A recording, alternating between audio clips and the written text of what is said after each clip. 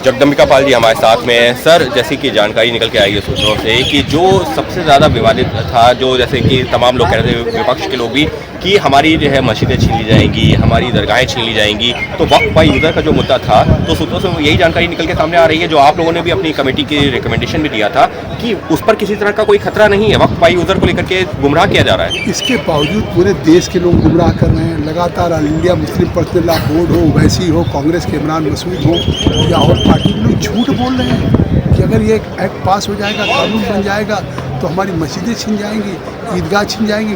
उन्होंने प्रोटेस्ट करने के लिए कहा। ईदगाह जब रमज़ान के महीने का पवित्र महीना होता है और आखिरी दिन कल प्रेयर हो रही थी, तब काली पट्टी बांधने के लिए कहा। जुमा की जो अलविदा की नमाज होती है, उसमें काली पट्टी बांधने के लिए। इससे साफ है कि इन लोगों ने उकसाने की कोशिश की, देश के अल्पसंख्यकों को, मुसलमानों को भड़काने की कोशिश की।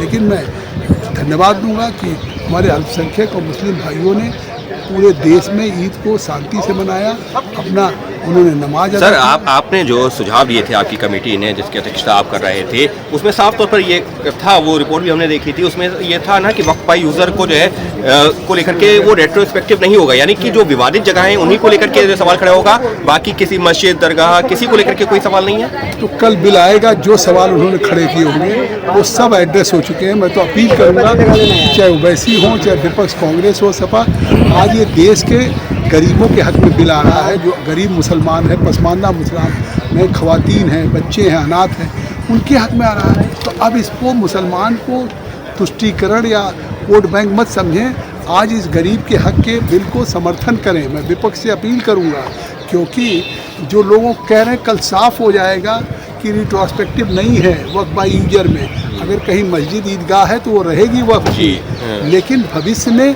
अब कोई वक्फ होगा तो उसका डीड होगा और उसको वामसी पोर्टल पे उसको अपलोड किया जाएगा। तो ये सभी है।